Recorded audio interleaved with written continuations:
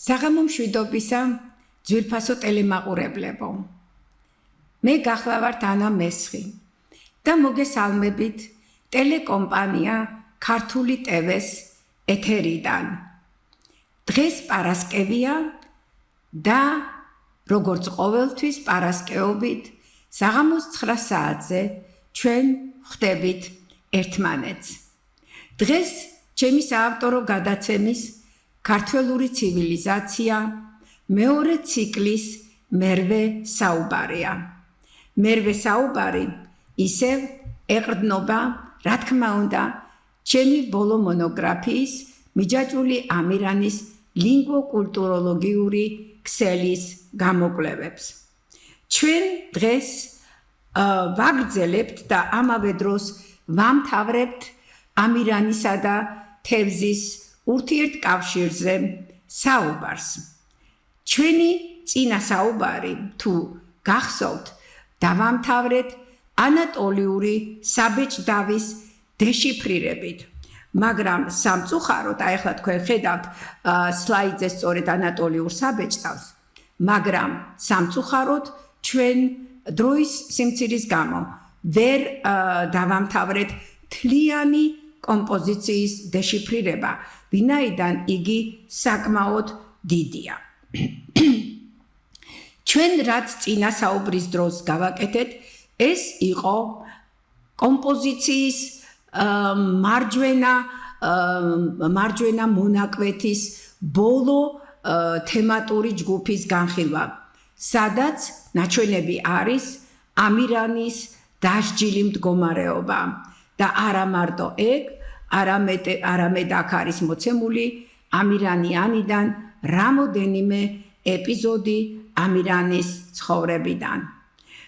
აქედან გამომდინარე, ჩვენ შეგვიძლია ვთქვათ, რომ ცენტრალური ღვთაების მიერ მოცემული კომპოზიცია ორ ძირითად ნაწილად იყოფა. მარცხენა, უბრალოდ ღვთაებისაგან მარცხნივ, მაგრამ ჩვენგან მარჯვნივ მოთავსებული არის ორი ქვეთემა. პირველი ქვეთემა, როგორც უკვე გითხარით, ჩვენ განვიხილეთ ჩვენი წინასაუბრის დროს, ეს ამირანის დასჯილი მდგომარეობა, ხოლო მეორე თემაც, რა თქმა უნდა, იდეაში, ასე ვთქვათ და კომპოზიციის თლიანობიდან გამომდინარე, ასევე უნდა მიემართებოდეს ამირანის დასჯის თემას. მაგრამ ამირანიანის სხვადასხვა ვარიანტებში ჩვენ არსად არ გვხვდება ამირანის დასჯა რამოდენიმე პიროვნების მიერ. ჩვენ ვიცით, რომ ამირანი დასაჯა ღვთაებამ და ღვთაებამდე დაახურა მას მეორე მთა, რომ ამირანს არანაირი ნათელი არ ეხილა. აქ კი ჩვენ გვაქვს სამი ადამიანისაგან შემდგარი ჯგუფი. შეიძლება თუ არა ვიფიქროთ, რომ ეს სრულიად განსხვავებულ თემატიკას უკავშირდება. ამის თქმის საშუალება და ფიქრის საშუალება ჩვენ არ გვაქვს და არ გვაქვს იმიტომ, რომ ცენტრალური ფიგურა არის ღვთაება და ღვთაებასთან განსხვავებული, ასე ვთქვათ, თემატიკა, მაგრამ ერთ ქვეჯგუფში მოთავსებული გამოსახულებები, რა თქმა უნდა, შეუძლებელია, რომ განსხვავებულ საკითხებს ეხებოდეს. ეს კი იმას გვეუბნება, რომ ეს სამკაციანი ჯგუფი ისევ და ისევ დაკავშირებული არის ამირანის დასჯასთან. ამასთან დაკავშირებით ჩვენ უნდა გავიხსენოთ უკვე ბერძნული ვარიანტი მიჯაჭვული ამირანისა. მიჯაჭვული ამირანი ესქილეს მიხედვით დასაჯა ზევსმა და რამოდენიმე პიროვნებას დაავალა მისი კავკასიონის მთაზე მიჯაჭვა. ერთ-ერთი მათგანი აი ამ სადამსჯელო ჯგუფიდან გახლდათ კრატოსი, რომელიც განასახიერებდა ძალას. მეორე პიროვნება გახლდათ ბაია, მისი და რომელიც განასახიერებდა ძალადობას, ხოლო მესამე პიროვნება კი იყო ჰეფესტო, კოჭლი ღვთაება ცეცხლისა და მჭედლობის ღვთაება, ჰერასა და ზევსის შვილი. აი ამ ჯგუფში, როგორც ჩანს, ჩვენ სწორედ აქამდე ჩვენთვის ცნობილი, როგორც ბერძნული ვარიანტი ამირანის დასჯისა, მოდით ასე ვეთქვი, ოღონდ პრომეთეს სახით გამოხატული, სწორედ აი ამ გამოსახულებაში უნდა ვიგულისხმოთ. საქმე იმაშია, რომ ჩვენს მიერ უკვე აღწერილი ორი პიროვნება, რომელიც წინ მიუძღვის ჰეფესტოს, ესენი ყოფილან თურმე კრატოსი და მისი და ბაია. ამას ადასტურებს მათი ჩაცმულობაც და როგორც ადრე ვთქვით, მათი გვირგვინის განსხვავებული დაბოლოებებიც. ეს კი იმაზე მიუთითებს, რომ ჩვენ აი ამ ჯგუფში მართლაც უნდა გვქონდეს პრომეთეს დასჯის სცენა. რაც შეეხება მესამე პიროვნებას და ეს უკვე ჰეფესტო გახლავთ, იგი რა თქმა უნდა განსხვავებული ფორმით არის მოცემული და სწორიც არის ავტორი, იმიტომ რომ მან შეასრულა სწორედ ის დავალება, რა დავალებაც ზევსის მიერ იყო გაცემული. ხოლო რაც შეეხებოდა კრატოსსა და მის დას ბაიას, ანუ ძალასა და ძალადობას, მათ უნდა თვალყური ედევნებინათ, რომ ზევსის სასჯელი სწორად და ზედმიწევნით კარგად იქნებოდა შესრულებული. ეს რომ მართლაც ასეა და ჩვენი დეშიფრირება, რომ სწორია, ამას მოწმობს მათი სახის გამომეტყველებაც. როგორც ჩვენ უკვე ადრე ვთქვით, პირველი ორი სახის გამომეტყველება ნეიტრალურია, მესამესი კი რაღაცაზე გაბრაზებული. ეს სიბრაზეც ჩვენთვის ნათელია იმდენად, რამდენადაც ჰეფესტო თავის ნათესავად თვლიდა პრომეთეს. ახლა მე მოვიყვან ერთ პატარა მონაკვეთს ესქილეს პოემიდან, თარგმანი შესრულებული არის ალექსანდრე ქუთათელის მიერ და წაგიკითხავთ იმ მონაკვეთს, რომელიც ადასტურებს სწორედ ასეთი გაბრაზებული სახით ჰეფესტოს გამოსახულებას აღნიშნულ საბეჭდავზე. შენ ძალავ და შენ ძალადობა ნება ზევსისა ასრულებული გაქვთ სრულიად შეუფერხებლად. მე ვიდგავ ბედო ნათესავი, ეგ ჩემი ღმერთი, გრიგალებისგან დაუფარავ კლდეზე დავაბა. მაშასე ჩვენ უკვე ვიგებთ, რომ ჰეფესტო ძალიან უკმაყოფილოა იმ ფაქტით, რომ მან ზევსის დავალება შეასრულა. სწორედ ამიტომ არის, რომ ისინი ასეთი განსხვავებული სამოსითაც და განსხვავებული სახის გამომეტყველებითაც არიან წარმოდგენილნი. კიდევ ერთი დეტალი. ეს სამკაცად დამსჯელი ჯგუფი ზურგით არის შექცეული ამირანის დასჯის გამოსახულებასთან, რაც იმაზე მიუთითებს, რომ ეს მათი ნახელავია და ისინი აი ამ დავალების შესრულების მერე უკვე მიდიან თავის ღვთაებასთან, რომ მოახსენონ მისი ბრძანების შესრულება. ძალიან კარგი. ეს რაღაცას უნდა ნიშნავდეს. იმიტომ რომ ჩვენ ვიცით, რომ პრომეთე ეს ბერძნული მითების, ბერძნული მითოლოგიური სისტემის გმირია, მიუხედავად იმისა, რომ თვითონ ბერძნები ამბობდნენ, რომ პრომეთეს მითი კოლხეთიდან იყო შესული, მაინც რატომღაც სოფლიოში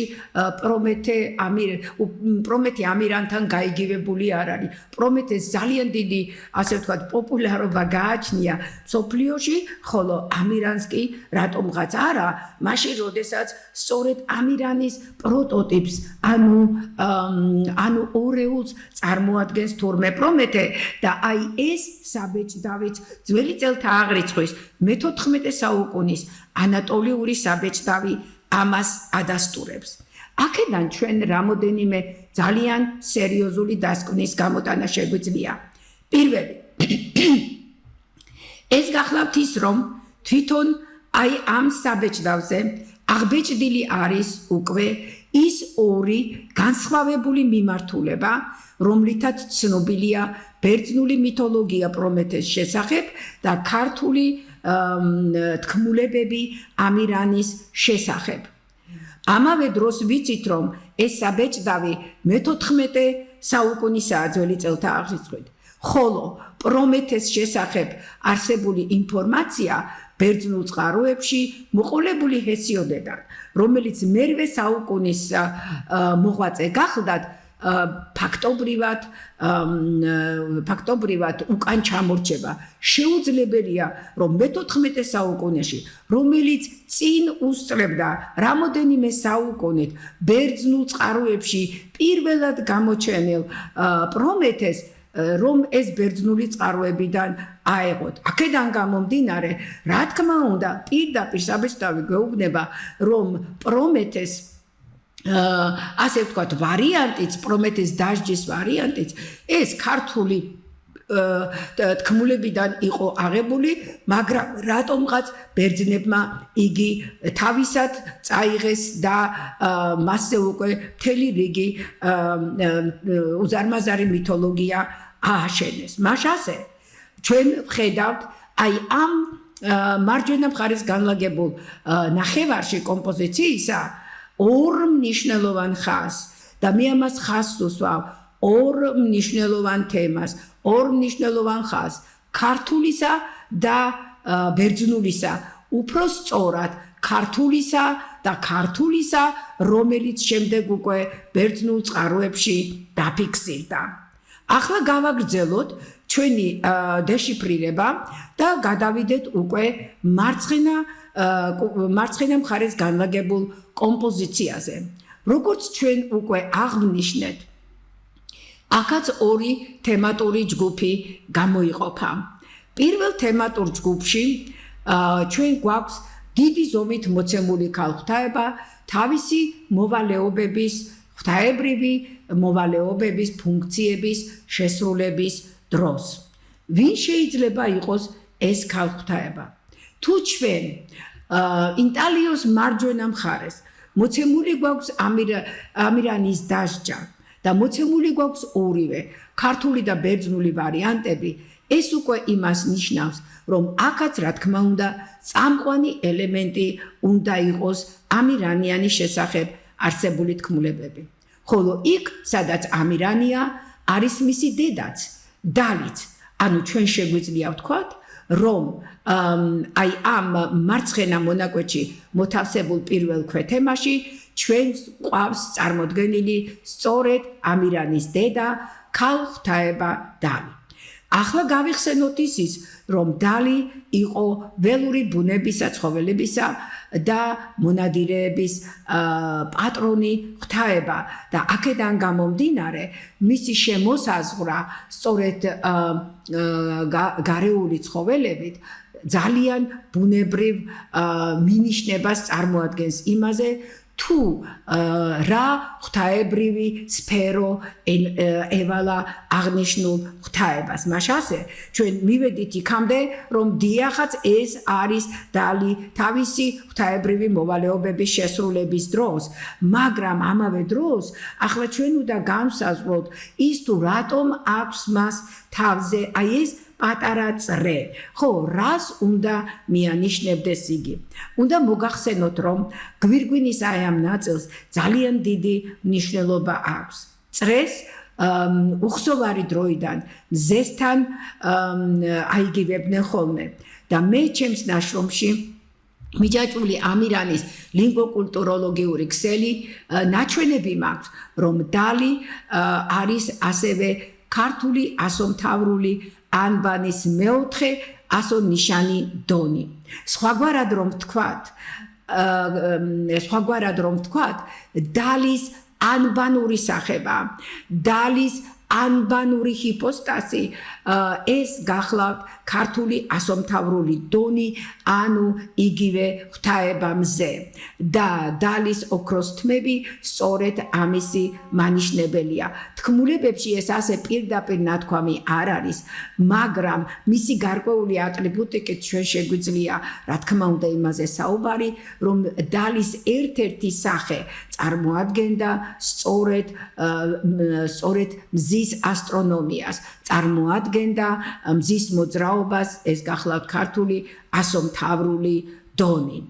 მაშასე, ახლა შეგვიძლია ჩვენ უკვე გადავიდეთ შემდეგ გამოსახულებაზე, უფრო შემაღლებულ პლატფორმაზე მოცემულ გამოსახულებაზე, სადაც უკვე შეგვიძლია დადასტურებით ვთქვათ, რომ დალი გაცილებით უფრო პატარა ზომებშია მოცემული.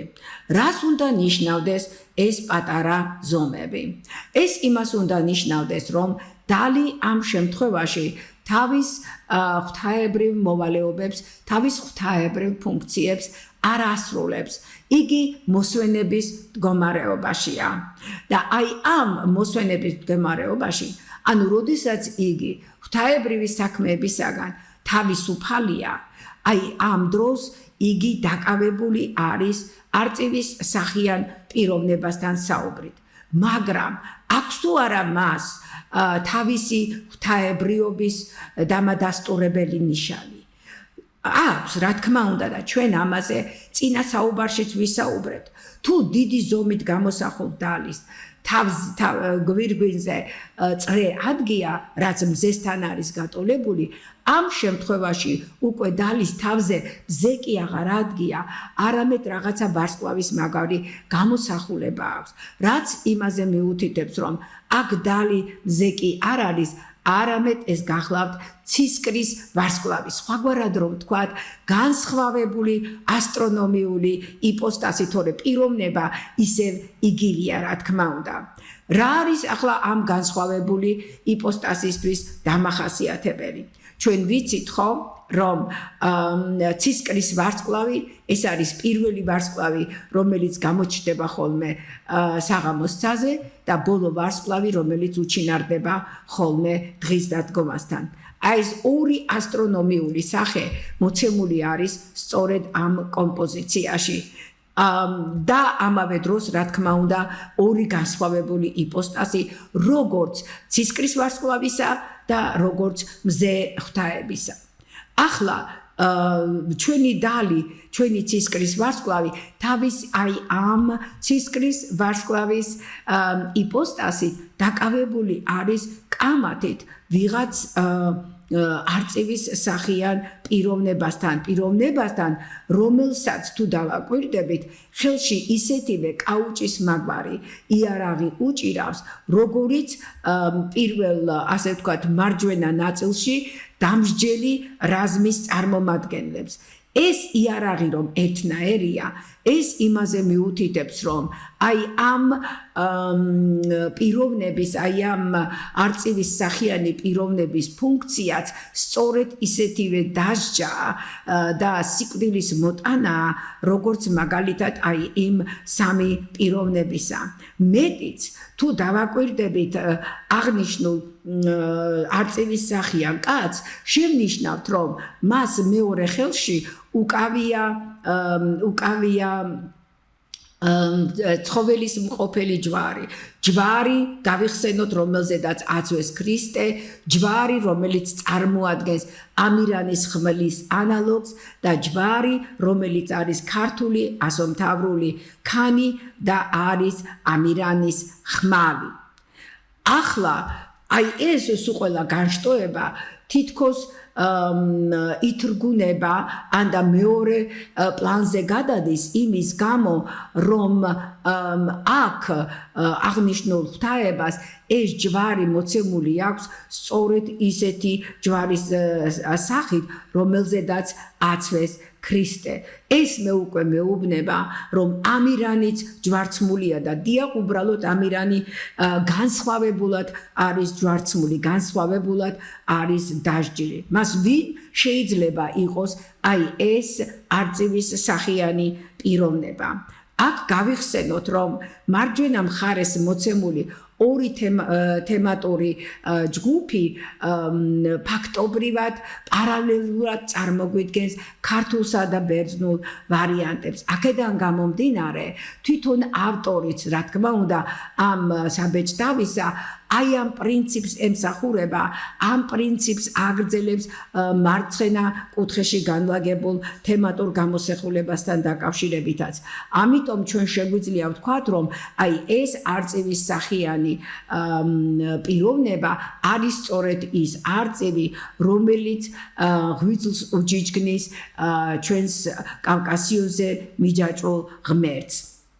და ფაქტობრივად აი ეს ფუნქციურადაც აი ეს ჯვარი ჯვარცმისა და მეორე მხრივ კიდევ იარაღი სასჯელისა, რომელი იარაღიც კიდევ დამსჯელთა ჯგუფში მეორდება, უკვე ფაქტიურად გვეუბნებიან იმას, რომ ეს ბერძნულ ქართული პარალელი აქაც გრძელდება.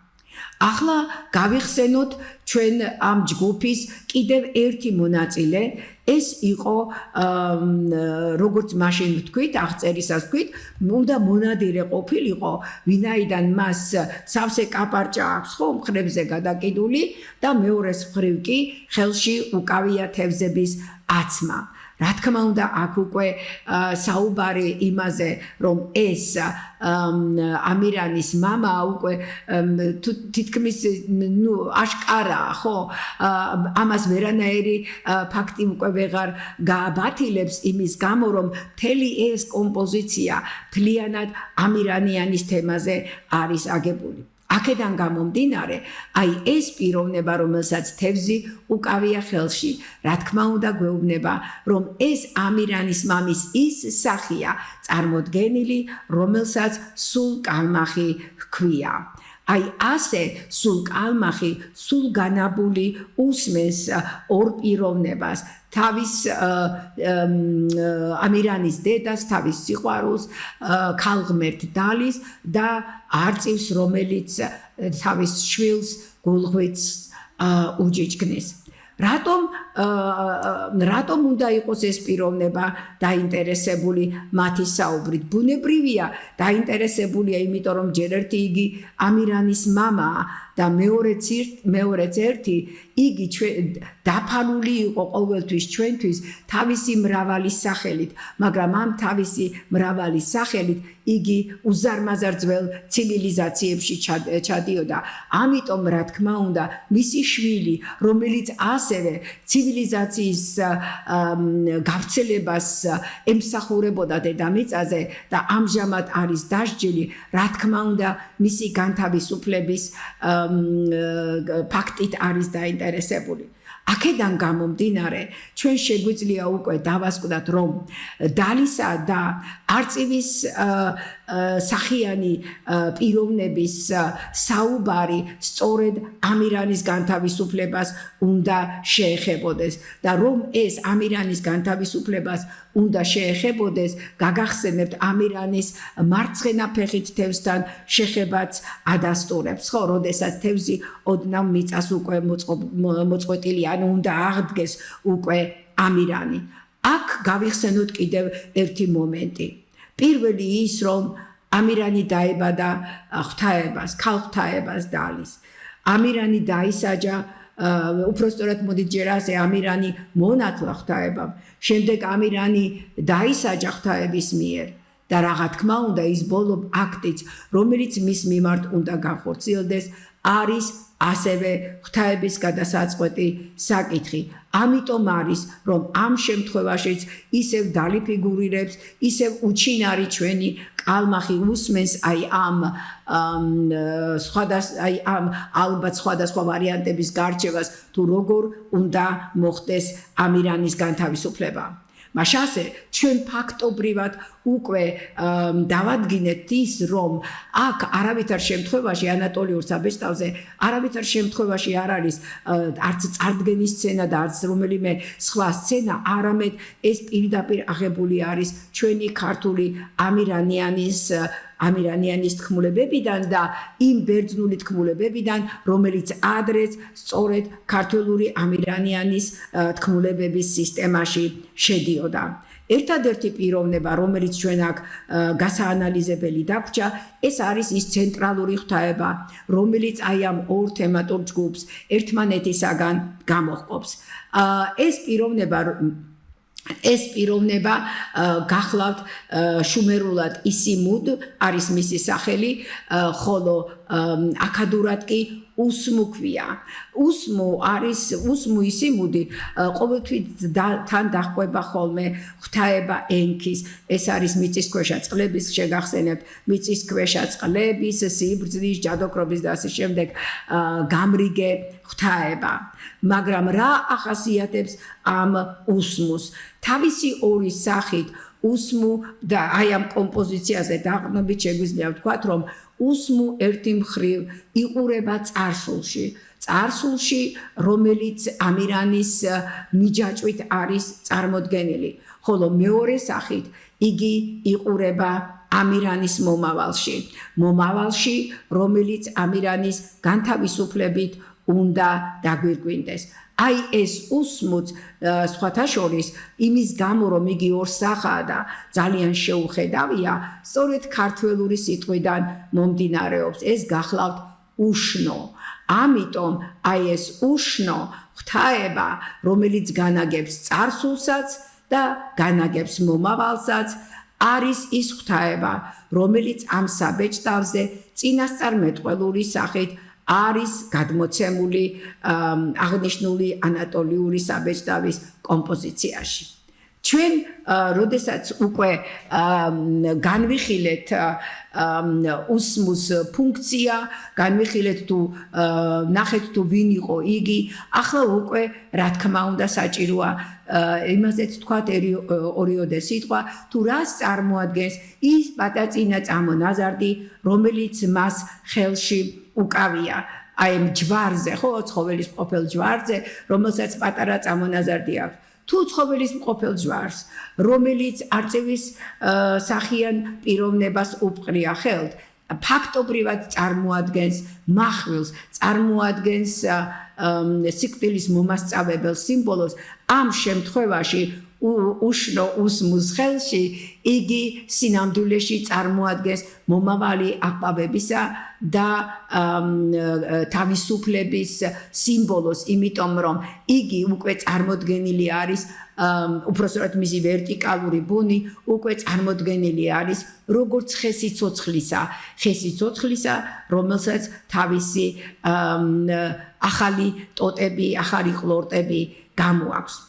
აი ასე იშიფრება ეს უძველესი 3400 წელზე უფრო ხანგრძლივი პერიოდის მქონე ანატოლიური საბეჭდავი.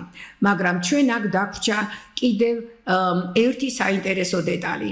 ეს დეტალი გახლავთ სწორედ ის არშიის დეკორი, რომელიც საბეჭდავზე არის განლაგებული როგორც ზევით, ასევე ქვევით. თვითონ ის ფაქტი, რომ აი ასეთი წრიული, ნახევარწრიული ტალღოვანი გამოსახულებები წყალს რომ მიანიშნებს, ეს ოდითგან არის ცნობილი. აქედან გამომდინარე, ჩვენ შეგვიძლია ვთქვათ, რომ ინტალიოს ქვევით მოთავსებული აი ეს დიდი წრიული გამოსახულებები, ტალღების ფორმის გამოსახულებები მიანიშნებს წყლის ძალიან დიდ რაოდენობას. შეიძლება ვიფიქროთ, რომ ეს იყოს მაგალითად ოკეანე ან ოკეანის მსგავსი უზარმაზარი ზღვა და ასე შემდეგ. ხოლო რაც შეეხება ზევით განლაგებას, ეს უკვე არის წარმოდგენილი ისევ და ისევ, რა თქმა უნდა, წყლის სხეულით, მაგრამ ამ შემთხვევაში ჩვენ საუბარი უნდა გქონდეს ორ განსხვავებულ წყლის სხეულზე, იმიტომ რომ არშია თვითონ განსხვავებული. ორივე ორ არშიას, რომელიც ცენტრალური ღვთაების პირდაპირ მდებარეობენ, ანუ ყოფენ მთლიანად გამოსახულებას ორ ტოლ ნაწილად ეს ორი წყლის სხეული უნდა იყოს, ანუ ორი ზღვა შეიძლება იყოს, ხო? და დიახაც რომ ორი ზღვა და ასეთი მდებარეობა, როდესაც ფაქტობრივად ჩრდილოეთის მხარეს, ხო, ზედა მხარეს ჩვენ გვაქვს ორი განსხვავებული ზღვა, ხოლო ქვევით კი ჩვენ გვაქვს ოკეანე, ეს ჩვენ მიგვანიშნებს სწორედ საქართველოს მდებარეობაზე. ანუ ერთი მხრივ ჩვენ გვაქვს შავი ზღვა, ხოლო მეორე მხრივ კი კასპიის ზღვა. ეს არის ინტალიოს არშიაზე მოცემული სიმბოლური გამოსახულება წყლისა, ხოლო მის ქვევით კი რა თქმა უნდა მოცემული არის ერიტრიის ზღვა. ეხლა ერიტრიის ზღვა არის სპარსეთის ყურის ძველი დასახელება, მაგრამ გარდა ამისა იგი უერთდება ქვემოთ ინდოეთის ოკეანეს და თვითონ აი ამ მთელ მიმდებარე ტერიტორიას ხმელეთისას ასევე ერიტრიის ზღვა ეწოდება. აქედან გამომდინარე უკვე ნათელია, რომ ფაქტობრივად ის კომპოზიცია, რომელიც მოცემული არის ანატოლიის ცილინდრულ საბეჭდავზე, ჩვენ გვეუბნება, რომ რომელ ტერიტორიაზეც აი ეს დრამატული მოქმედებები იშლება, მოთავსებული არის ზევით, ესე იგი შავ ზღვასა და კასპიის ზღვას შორის, ხოლო ქვემოთ კი ერიტრიის ზღვას შორის.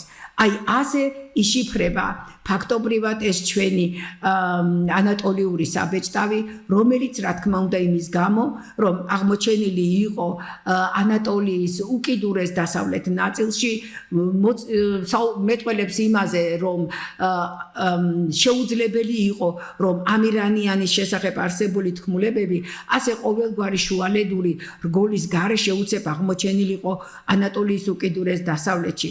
არამედ იგი ჩვენ ვკარნახობს იმას, რომ აი ეს მთელი ტერიტორია, რა თქმა უნდა, უძველეს ხანაში დასახლებული იყო ქართველური ტომებით, რომელსაც არაჩვეულებრივად ჰქონდათ გასიგრძე განებული თავისი ღვთაება, ამირანის ისტორია, მისი ცხოვრება, მისი დასჯა და მისი მომავალი განთავისუფლება.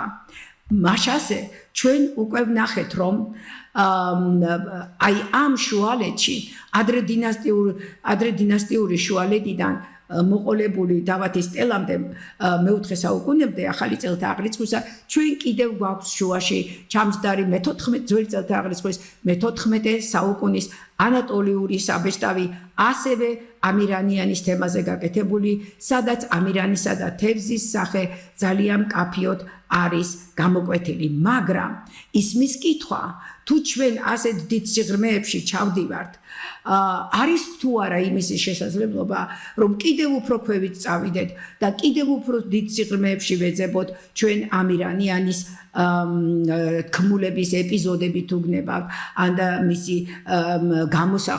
სხვადასხვა ფიგურები, გამოსახულებები და ასე შემდეგ. აღმოჩნდა, რომ გვაქვს. და ეს გახლავთ ახლა თქვენ სლაიდზე ხედავთ ჩათალჰუიუკის ერთ-ერთ ტაძარს. რა არის ჩათალჰუიუკი? ჩათალჰუიუკი ეს გახლავთ ერთ-ერთი უძველესი ნეოლითური ხანის არქეოლოგიური ძეგლი, რომელიც მდებარეობს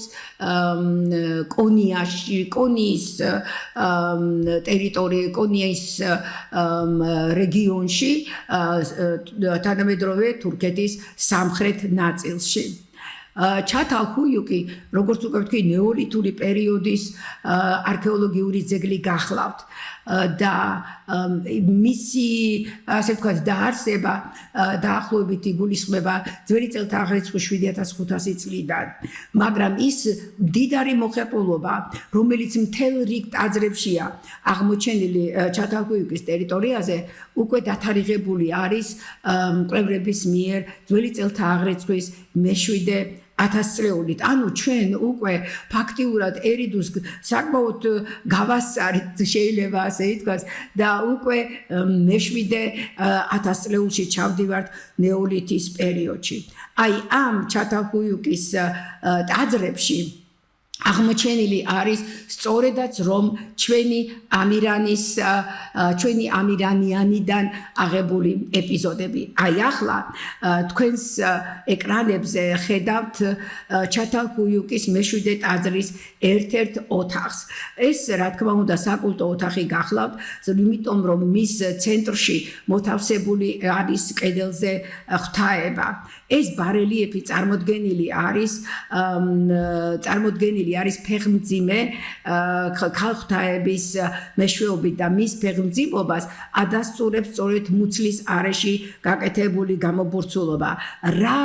რას უნდა ნიშნავდეს ეს, ხო? რატომ არის რომ აი ასეთი თუ შეიძლება ასე ითქვას ფეხმძიმე პიროვნების ფეხმძიმე ქალის გამოსახულება ნეოლითის ეპოქაში მოცემული როგორც ღვთაება. ამას თავისი ისტორია გააჩნია და ალბათ სხვა დროს ამაზეც ვისაუბრებთ, მაგრამ ფაქტი ის არის, რომ ნეოლითის ეპოქის მოსახლეობამ, აი ჩათალჰუიუკის მოსახლეობამ შესანიშნავად იცოდა თუ ვინ უნდა დაბადებულიყო და თქვენ თუ კედლებს დააკვირდებით, აი აქ ახლა მე ვეცდები შემოვხაზო ეს ადგილი, თქვენ დაინახავთ ხარის თავს. ანუ ამ შემთხვევაში ქალღთაებისა და ხარის თავი ერთმანეთისაგან საკმაოდ დაშორებულია, რაც იმაზე მიუთითებს, რომ მშობიარობა თუ შეიძლება ასე ითქვას, ხო, ჯერ დაწყებული არ არის, მაგრამ თაყვანისცემა აი ამ ფეხმძიმე ქალღთაებისა უკვე ჩათალჰუიუკის ეპოქაში არსებობდა. ახლა გადავიდეთ შემდეგ სლაიდზე. ეს გახლავთ მე-6 ტაძრის ერთ-ერთი ასევე საკულტო ოთახი, სადაც უკვე გაცილებით უფრო დიდ ზომებში არის მოცემული იგივე ქალღთაება. თქვენ ხედავთ აი მარცხენა ცენტრალურ ნაწილში ქალღთაებას ისეთივე ფორმით მოცემულს, ანუ მას ასევე ემჩნევა რომ იგი ასე ვთქვათ ფეხმძიმედ არის, მაგრამ დააკვირდით თუ შეიძლება მის ქვემოთ, მოდით პირდაპირ ვიტყვი, ხო, საშოს ქვემოთ პირდაპირ უკვე ნაჩვენები არის 3 ხარის თავი. უკვე კედლებზეც არის ნაჩვენები ხარის თავი და უკვე ამ ქალღთაების ქვემოთაც არის მოცემული ხარის თავი, რაც იმას მიუთითებს, რომ დიახ, ეს მომავალი ღვთაება არის ხარის იპოსტასის მქონე, ხარის თუ გნებავთ ხარის ტყავში დაბადებული და ჩვენ ამაზე ცოდნა მოგვიანებით ვიტყვით, მაგრამ ვინ იყო ეს ხარის იპოსტასის მქონე ადამიანი? აი აქ ახლა მოცემული არის ტრიპტიხი იგივე ჩათალჰუიუკის ერთ-ერთი ტაძრიდან, სადაც ცენტრალური ნაწილი წარმოდგენილი არის ისევ ქალღთაებით. თუ შეიძლება დააკვირდით სულ ზევით, აი აქ მოთავსებულ ქალღთაების გამოსახულებას და მის საშოსთან მოთავსებულ ქართულ ასომთავრულ ხარს. იგი შავი ფერით არის მოცემული. ანუ აქ ჩვენ უკვე პირდაპირ გვეუბნება ჩათალჰუიუკის რომელიღაცა მხატვარი, ხო, რომ ამ ქალბატონმა, ამ ღვთაებამ უნდა შვას ხარი, რომელსაც თავისი გამოხატულება აქვს ქართულ ასომთავრულ ამბანში, იმიტომ რომ ჩვენ აქ ქართული ასომთავრული ამბანის ასონიშანი გვიწერია და აბა ახლა გავიხსენოთ, ჩემი ნაშრომებიდან სავსებით ნათელია და ნაჩვენებია ისიც, რომ ხარი, ანუ უпростоრად მოდით ასე ვიტყვი, ამირანი ქართულ ასომთავრულ ამბანში წარმოდგენილი არის მისი ხარის იპოსტასით და 34 ადგილზე ზის ქართულ ასომთავრულ ამბანში. სხვაგვარად, ის ვინც ეს ტრიპტიხი შეასრულა, შესანიშნავად იცოდა თუ რაზე საუბრობდა და რა სიმბოლოებს იყენებდა აი ამ ტრიპტიხის შესრულების დროს ნეოლითის პერიოდში. ვიმეორებ, ეს არის ძველი წელთაღრიცხვის მე-7 ათასწლეული. ცოტა ქვემოთ მოთავსებულ იგივე ქალღმერთების გამოსახულებაში უკვე ასომთავრული ხარის სიმბოლო უფრო სტილიზებული ხარის თავის მეშვეობით არის გადმოცემული და კიდევ უფრო ქვემოთ უკვე ფაქტობრივად რეალური ხარისთავია ნაჩვენები. ამით ჩვენ გვიჩვენებენ იმ გრადაციას, თუ რითი დაიწყო და რისკენ მიდის აი ის ინფორმაციული სისტემა, რომლის გადმოცემასაც ლამობს ჩატალჰუიუკის ეს მხატვარი. იწყება ჩვეულებრივი ხარის ზოომორფული ხარის გამოსახულებით, თანდათან გადავდივართ მის სტილიზებულ გამოსახულებაზე, ხოლო შემდეგ კი ავდივართ ქართული ასომთავრული ანბანის ხარის გამოსახულებაზე, ხარის სიმბოლოზე, მაგრამ ჩვენ არ უნდა გავიგოთ ეს, რომ ეს დროში გაწელილი ამბავია, როდესაც ეს მხატვრობა იქნებოდა, უკვე მთლიანად მთელი ეს პროცესი, მთელი ეს სისტემა უკვე მათთვის ცნობილი იყო და სწორედ ამის გამო შეეძლოთ მათ აი ამ ტრიპტიხის საშუალებით სწორედ ამ ინფორმაციის აი ესეთი გრაფიკული სახით გადმოცემა. ახლა ავიღოთ კიდევ ერთი გამოსახულება. ეს გამოსახულება, ეს საკულტო ოთახი ჩატალჰუიუკის მეშვიდე ტაძარშია მოთავსებული. ოღონდ ცოტა განსხვავებული მდებარეობით დასავლეთ და სამხრეთ კედლების რეკონსტრუირებული მხატვრობა გახლავთ ეს. თუ ამას დავაკვირდებით, აღმოჩნდება, რომ აქ უკვე მოცემული გვაქვს ჩვენ ორი ღვთაება და ორი ღვთაების ქვემოთ უკვე მოცემული არის ერთი ხარის თავი.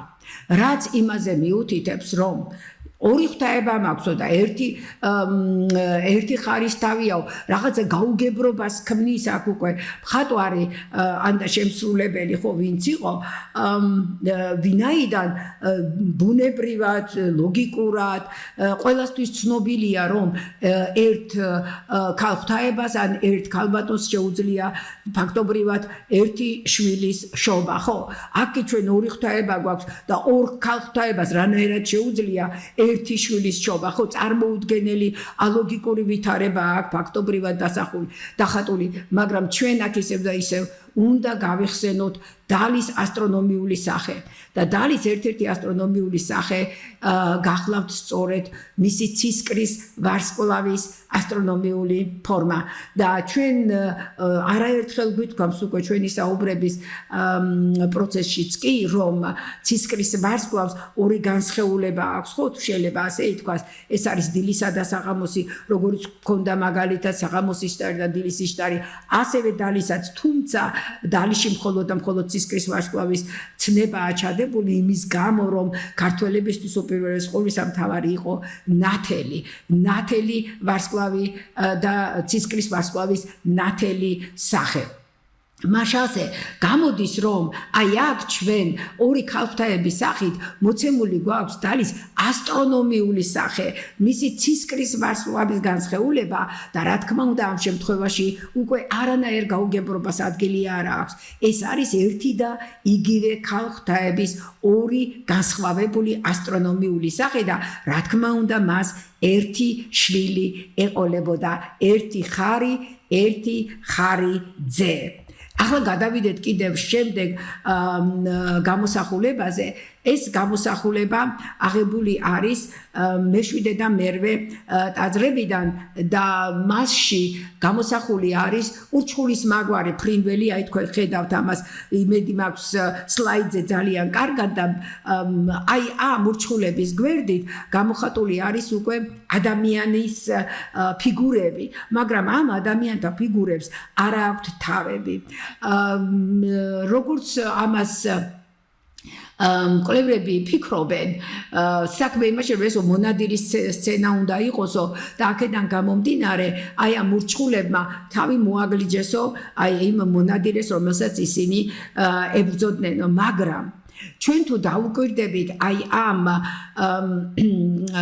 ნადირობის თუ შეიძლება ასე ითქვას სცენას და აი ამ ადამიანების გამოსახულებას აღმოჩნდება რომ თავის ადგილი ისე აკურატულად არის გაკეთებული ისეთი სწორი ხაზია გავლებული რომ აქ მოგლეჯილი თავის ან მოწყვეტილი თავის არანაირი ნიშანწყალი არ დევს უფრო მეტიც რატომ უნდა ყოფილიყო ერთი ურჩხული გვაქვს და გვაქვს რამოდენიმე ასე ვთქვათ უთავო მონადირე ხო აქედან აი ამ რაოდენობისა და უთავობის ახსნას სწორედ ქართული ამირანიანი იძლევა ჩვენი საუბრების დასაწყისში ჯერ კიდევ პირველი ციკლის დროს ვახსენეთ რომ ამირანის მამა უცნობი პიროვნება და მისი უცნობობა განპირობებული არის არამხოლოდ იმით რომ მის სახელს არ იძლევიან არამედ იმითაც რომ მას ძალიან ბევრი სახელი აქვს ვინაიდან ბევრი სახელის შემთხვევაშიც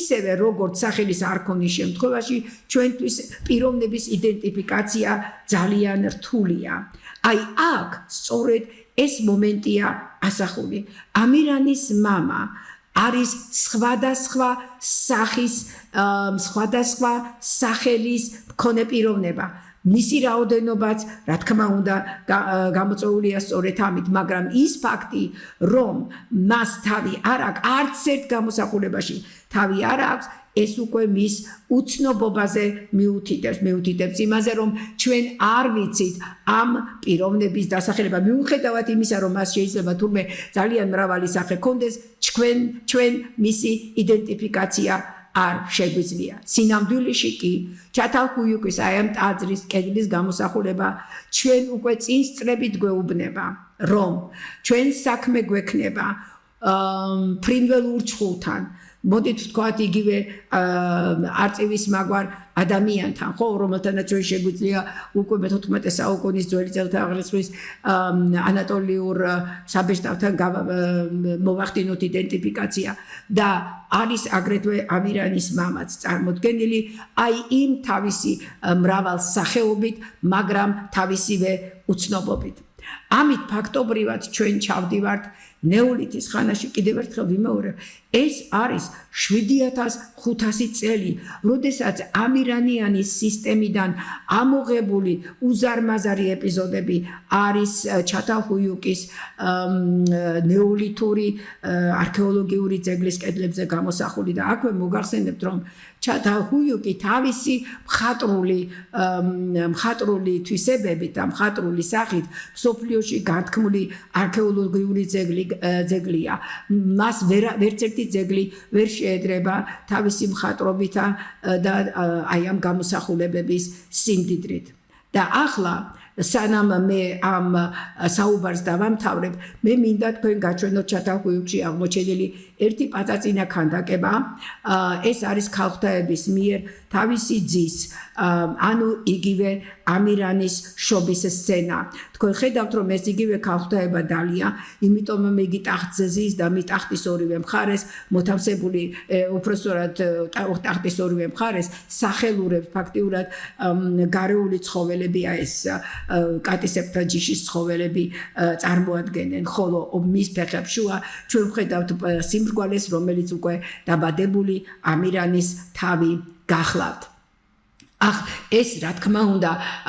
არ თუ შეიძლება ასე თქვას ეწინააღმდება ქართულ თქმულებებში გამოხატულ აზრს მაგრამ იდეა იმისა რომ ქალღმრთებამ უნდა შვას მომავალი ღმერთი დედამიწისა უკვე ცხადად არის წარმოდგენილი და წარმოდგენილი არის ქანდაკების სახითაც ახლა ჩვენი საუბრის დასასრულს მე მინდა წაგიკითხოთ თქვენ პატარა მონაკვეთი მელაარტის ნაშრომიდან რომელიც მთლიანად მელაარტმა გათხარა თვითონ ჩათალჰუიუკი და შემდეგ დაწერა წიგნიც ეგრეთ იგივე სახელწოდების და აქ ერთ-ერთი ტაძრის გათხრების დროს მათ აღმოაჩინეს ძალიან საინტერესო რამ და ეს საინტერესო რამ იყო ჩვილი ბავშვის ნაადრევად დაბადებული ბავშვის ძვლები იყო შეხვეული ძალიან ფაქის რაღაცა მასალაში ეს მასალა რა თქმა უნდა ძალიან შელახული იყო, მაგრამ ამაზე ჩვენ ამირანიანი გვეუბნება, რა მასალაში უნდა ყოფილიყო ბავშვი გახვეული. ძვლები იყო წითლად შეღებილი, რაც მოწმობს მის ღვთაებრივ წარმომავლობას. იქვე ბავშვთან ერთად იყო დამარხული პატარა ჭყვიალა ნიჟარის ნატეხი, რაც იმას ნიშნავს, რომ ეს პიროვნება ბრწყინავი პიროვნებაა, ღვთაებაა, მეორე დადასტურება მისი ღვთაებრიობისა და გარდა ამისა, იქვე აღმოაჩინეს ოფსიდიანის პაწაწინა ანატკეჩი. უნდა მოგახსენოთ, რომ ოფსიდიანის ანატკეჩი გამოიყენებოდა როგორც დანა და ჩვენ კი ვიცით, რომ ამირანი დაიბადა თავის იარაღთან ერთად, თავის დანასთან ერთად მე-7,000 წლეულში.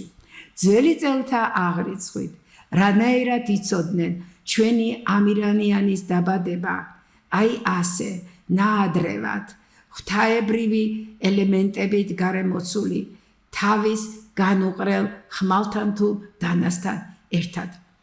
ახლა მსურს, რომ აი ეს მონაკვეთი წაგეკითხოთ მელაარტის ნაშრომიდან ჩატალხუიუკი ჩემი ქართული თარგმანით. რაც ჩვენი დეშიფრირების ისტორია ეს უკაცრავად ეს სხვა დამაგვირგვინებელი ფაქტი M6A ტაძარს შემოუნახავს, სადაც ავტორის სიტყვებით რომ თქვათ, ნაადრევი მშობიარობის გამო გარდაცვლილი ჩვილის სხეული უჩვეულოდ არის დაკრძალული. ტაძარში E6A ნაპოვნი იქნა აგური, რომლის ჩამოვარდნამ ტოპრაკის ანაბეჭდი გამოაჩინა. მასში ნაცრ-ქსოვილში დიდი სიფრთხილით გახვეული ოხრით წითლად შეღებილი ჩვილის ძვლები და ჩატანებული ორი საჩუქარი აღმოჩნდა. ბზინავი ნიჟარის პაწაწინა ნატეხი და ოფსიდიანის პატარა ანატკეჩი. მელაარტი მიიჩნევს, რომ სავარაუდოდ ეს ფუთა ბეჭდავი მახვეწლის შესაწირია ტყუპი ღვთაებისათვის. მაშინ, როცა ყველა ქართველისთვის აღწერილი ვითარება ამირანის ნაადრევი დაბადებისა და ხარისწყალში გამოშუშების დედანს წარმოადგენს. მეტიც, ჩვილის წითლად შეღებილი ძვლები მისი ღვთაებრიობის მაჩვენებელია, ხოლო ოფსიდიანის ანატკეჩი კი ხმლის ნეოლითური ანალოგია. ჩვენ ამით ფაქტობრივად ვამთავრებთ ამირანისა და თევზის ურთიერთკავშირის განხილვას, რომლის დროსაც რა თქმა უნდა აუცილებელი იყო კიდევ სხვა საკითხებსაც შევხედოთ ამირანიანიდან. და ახლა მე მინდა, როგორც ბოლო სლაიდი, დაგიტოვოთ თქვენ ის უზარმაზარი სქემა, რომლის დროსაც ამირანიანის თქმულებები უკვე არსებობდა და იგი შეიძლება ასე ითქვას სიცოცხლეში ხორციელდებოდა. ვიწყებთ ჩატალხუიუკიდან, მარცხენა კუთხიდან, რომელიც არის 7,000 წელი, მერე მოდის ერიდუ, რომელიც არის 5,400 და 300 წელი. შემდეგ მოსის ვეშაპოიდები 5,000 წელი. შემდეგ მოდის ურუკის პერიოდი, ადრეული და გვიანი ურუკის პერიოდები. მოსდევს ამას ადრე დინასტიური პერიოდი, შემდეგ უკვე მოდის ანატოლიური საბეჭდავი, მერე უკვე მოდის ჩვენი დავათის სტელა და რა თქმა უნდა აწმყოში არსებული ჩვენი ამირანიანის თქმულებები. მოდით ამით დავამთავროთ ჩვენი დღევანდელი გადაცემა, რომელმაც ნათლად გვიჩვენა, რომ ამირანის ერთ-ერთი სახე გარდა ხარის სახისა ყოფილა აგრეთვე თევზის გამოსახულება. თევზისა, რომელმაც შუმერებს ცივილიზაცია მიუტანა. დიდი მადლობა ყურადღებისათვის და გემშვიდობებით შემდეგ პარასკევამდე. კარგად ბრძანდებოდეთ.